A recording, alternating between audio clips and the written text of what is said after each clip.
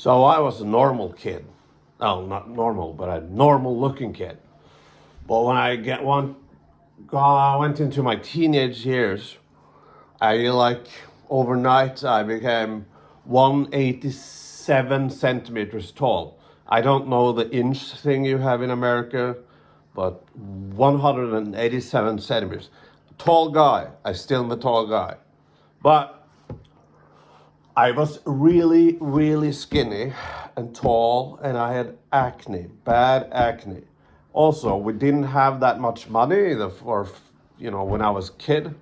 So I had my oldest brother, he had clothes, and then my second oldest brother, he got his clothes, and when he grew out of them, I got those clothes. So I had clothes and sweaters that were too short on me, and they looked like shit. They looked old. I was skinny. I had acne. I had braces. I was pale. I was an ugly motherfucker, and I had no self confidence. So I started working out. So got actually I got. I didn't get big, but I didn't look like a skinny fucking scarecrow anymore. But I still had acne. So what I did was to go to a sort of doctor, that skin doctor, and I gave me some medication, strict medication. I had to take blood samples often because of I could have some serious side effects or whatever. It doesn't matter. But the doctor said, in a few cases, those acnes you have, they're gonna get much worse before it gets better. In a few instances, it rarely happens. Guess what happened to me? I had, like, if you see on my skin here, you can see on my neck. There's a lot of holes there, and that was because I got I had to Google it. I guess you call them boils, byller in Norwegian. But I had it hurt, and this is when I was like 16, 17. It hurt, and I looked so ugly. I had boils here, there, all over the place. It looked so ugly, and even though my braces were off, I looked even worse. And even though I would be working out, like my body wasn't that skinny anymore, I looked so bad. And also, when I worked out, because of my boils here and there, it hurt. It hurt. It was pumping like this when I was training. Also, I looked fucking awful, ugly as fuck. So I stopped training. I stopped working out. And I remember this like was the worst thing. It was in school, videregående, I don't know what you call it in America, but I was like 16, 17. I went past in the corridor, I went past two girls, and I heard them say, "Ew." That was like a giant punch in the fucking face, and that is no, that's not cool. That got to me. But the boys stopped, and I stopped getting acne. You can see all scars still, but I didn't start getting acne. I started getting money so I could buy my own clothes. I still kind of worked out after that, and I kind of suddenly started to notice that women liked me, that I got the attention of women. And I feel like, in a way, that experience that I had, from being like a skinny little dude, a skinny tall dude with braces and pale and acne, to looking like a monster with those boils all over the place. It sort of got me through the worst things, a worst period. So when I didn't have those ugly things anymore, and I looked normal, like now, looked like a normal dude, and I got the intention of the woman. It kind of, I wonder if that's why I'm so thick-skinned right now. There was a guy in the comment. I argue with people in the comment, or right wingers, and he said, "You don't take care of your body, and you don't take care of your body." That was a weird thing to say. He said a lot of other things. I think you dress up like a 13-year-old or something. But you clearly don't take care of your body. No, I don't. Like the way I see it is like, okay, if I have a stomach, right? Look at this, and that's true. I have a stomach. If I'm fat, I'm fat. If I'm skinny, I'm skinny. Look at this shitty beard. My beard is so shitty, and I'm starting to get gray. But that is something I can't do anything about. So still, I don't care about if people talk shit about that. But it's like especially when there's things I can do something with. I know that I'm having this, like, and I can change that. I could do something to change that. But I won't. I'm too lazy, I guess. So I feel that I can't cry about it. I can't feel bad about it because it's true, right? That's my logic.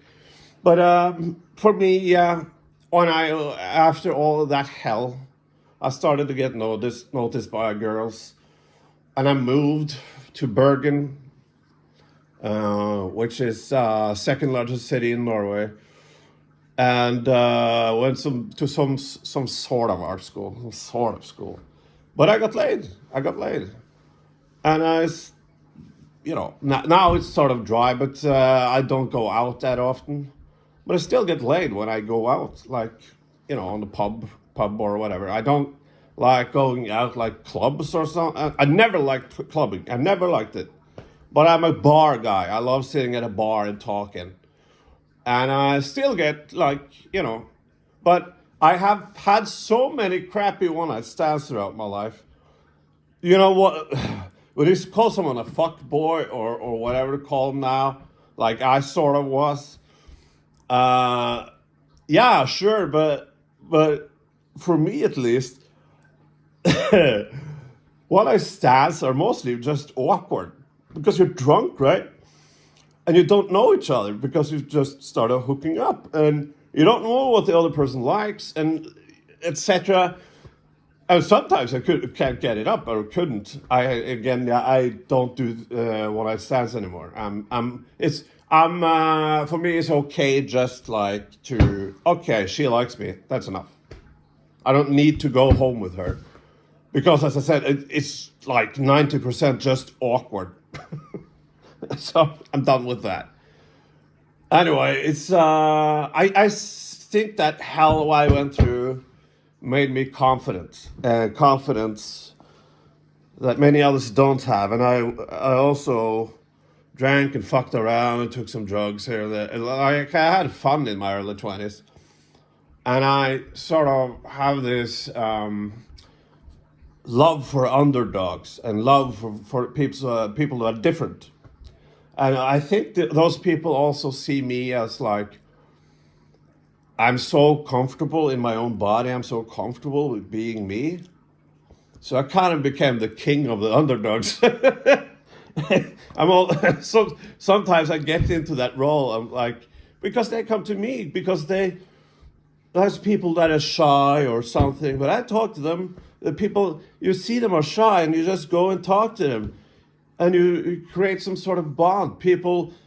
Other people won't, There was a crazy guy in art school. Nobody liked him. He threw a toilet at some kids. He threw a fucking toilet at them. But nobody wanted anything to do with him. But I got friendly with him. And we talked. I like Maximo was his name. Maximo. He was from Spain. And I thought I was like some kind of Maximo whisperer. But anyway, that's the underdog thing, I find people that aren't underdogs or people that are popular, or I find them boring. It's much cooler to talk to someone like you're sitting at the bar, and you have your friends around, and there are those who always talk like me, but there's like when there's sitting someone there who doesn't talk, right, while all the other people talk, you're kind of curious, but what the person who doesn't talk thinks. Is it quiet judgment? Are they listening? Wait, hey, maybe that's the one person at the table that are actually listening to what people are saying. So I like to talk to people like that. Anyway, that's it. I'm the king of the underdogs, or maybe not. I was at least.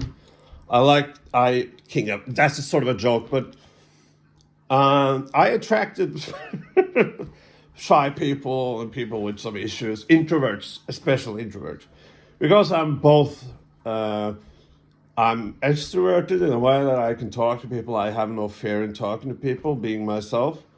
But also introvert in like I don't feel alone when I'm alone. Mostly when I feel alone is when I'm with people, and then by people I mean people that are normal, right? Not the introverts, the shy ones, the people with fucking issues.